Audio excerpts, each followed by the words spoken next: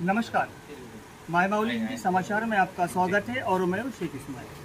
दर्शकों, हम अब इस वक्त बेला मंडल के ढोकटाला ग्राम पंचायत में मौजूद हैं और यहाँ ढोकटाला ग्राम वासियों के बीच में मौजूद है। दर्शकों, ये बाजीराव बाबा का जो सप्ताह है वो कई सालों से इस गांव में चलता आ रहा है, लेकिन माय माउली पिछले 3 सालों से आपको बता रही है कि ढोकटाला गाँव में किस तरह से लोग श्रद्धा और किस तरह से लोग सबूरी के साथ में यहाँ पर अपनी ज़िंदगी गुजारते हैं।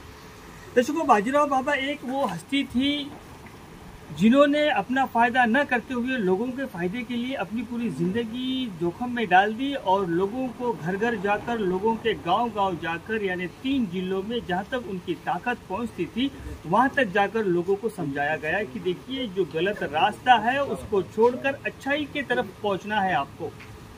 गाँव में उस वक्त हर तरह के शौक पानी चलते रहते थे। हाथ भट्टी की दारू भी हुआ करती थी, देसी दारू भी हुआ करती थी, कई सारे व्यसन, चिकन, मटन, जुआरी लोग और कई सारे ऐसे व्यसन थे जिनको रोकने के लिए बाजीराव बाबा ने कहा है कि ये जो जीवन मिला है आपको, ये भगवान का दिया हुआ एक ये प्रसाद है, ये एक जीवन आपको अमूल्य जीवन है। इसको किस तरह से, जो 60 साल की ज़िंदगी है, 50 साल की ज़िंदगी है, इस 50-60 साल की ज़िंदगी में किस तरह से रहना चाहिए, ये सब सिखा कर गए हैं। अब उन्हीं के मार्ग पर ये गांव चल रहा है और कई सालों से बाजीराव बाबा का सप्ताह चलता है और इन 7 दिनों में पूरा गांव में जो है एक त्यौहार की तरह एक त्यौहार मनाया जाता है। गांव में पूरी रोशनी से पूरा गांव जगमगाया जाता है। असल रोशनी दिल के अंदर की होती है और वो रोशनी इस गांव वासियों ने बताते जा रहे हैं कि हमारा गांव तरक्की के कगार पर है। हमारे गांव में कोई बुरी आदत, बुरी संगत, बुरी लत कोई भी दिखाई नहीं दे रही है। अभी यहाँ पर सबसे ज़्यादा बाजीराव बाबा का धन्यवाद देते हैं कि ऐसे महान संत हमारे मंडल में पैदा होते हैं और हमारे पावन धरती पर, हमारे गांव के पावन धरती पर आकर हम लोगों को उस वक्त समझाया करते थे और हम आज उसी के नक्श कदम पर चल रहे हैं।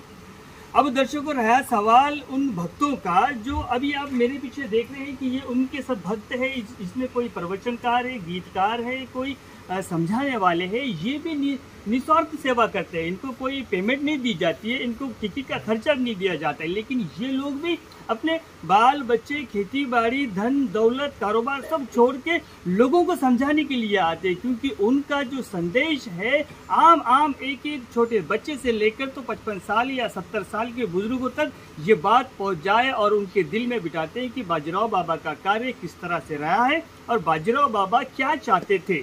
यानी बाजीराव बाबा भी निस्वार्थ सेवा में अपनी पूरी जिंदगी डाली है और ये भक्त लोग भी उसी के नक्श कदम पर चलते हैं और लोगों को जाकर बुराई के रास्ते से हटाकर अच्छाई की तरफ दौड़ने के लिए ये पूरी तरह से कोशिश चल रही है।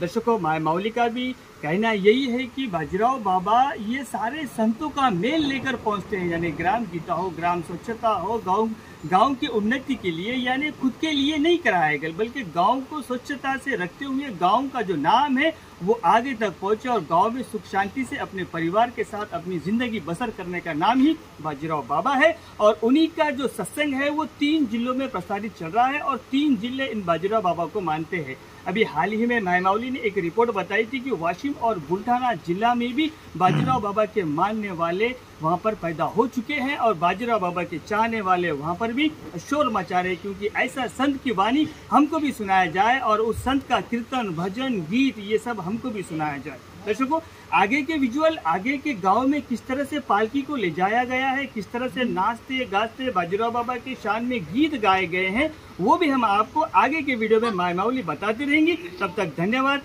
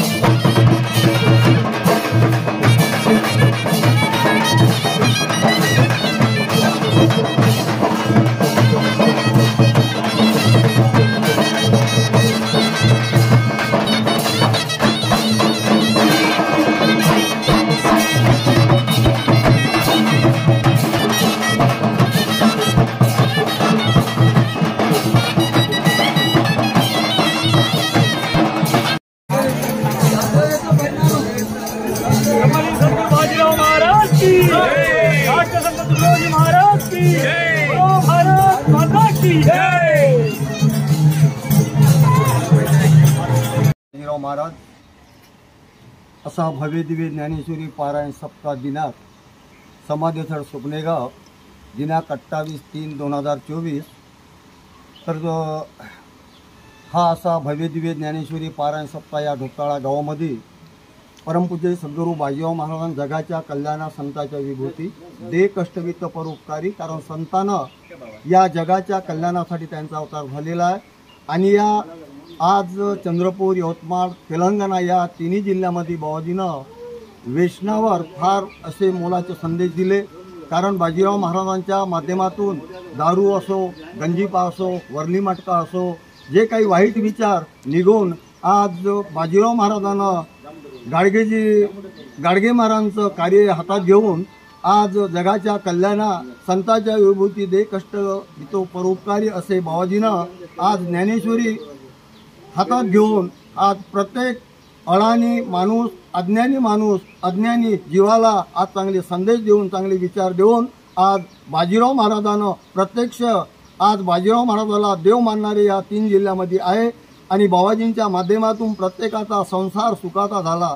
आणि बाबाजीनं जर हे कार्य हातात घेतलं नसतं, या अडाणी समाजाला, अज्ञानी समाजाला हा समाज व्यसनामध्ये गुरफटलेला होता, दारूमध्ये, वरली मटक्यामध्ये आणि या प्रपंचामध्ये गुरफटून आज त्यांच्या जीवनाची हानी झाली। पण बाजीराव महाराजांना या समाजाला काही न मागता, काही न घेता, पैसा न घेता बाबाजीनं फुकट ज्ञान या समाजाला दिलं। याबद्दल मी परमपूज्य सद्गुरू बाजीरावांचे आम्ही मनपूर्वक त्यांचे आभार मानतो। मी माझ्या वाणीला विराम देतो।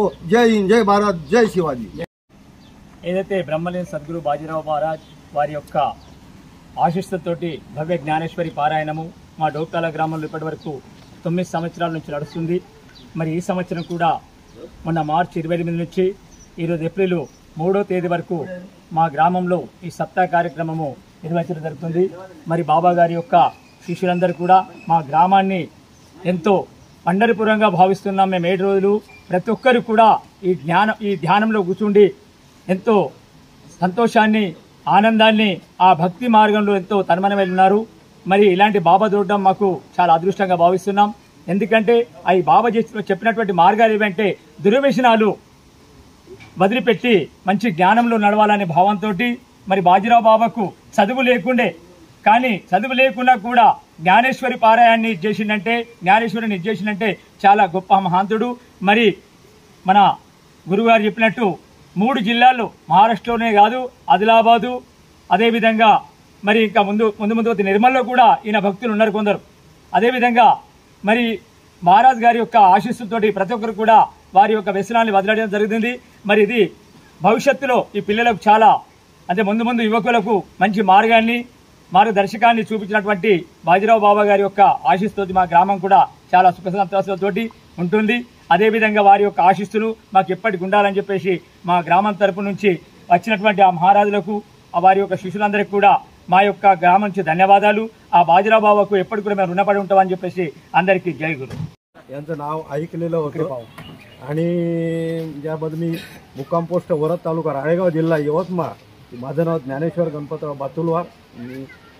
या बाबाबद्दल मी एक वेळा ते हयात असताना मी दर्शन घेऊन गेलो आणि याबद्दल मी 1-2 वेळा त्यांचा महाप्रसादाच्या प्रोग्रामला सुद्धा झालो।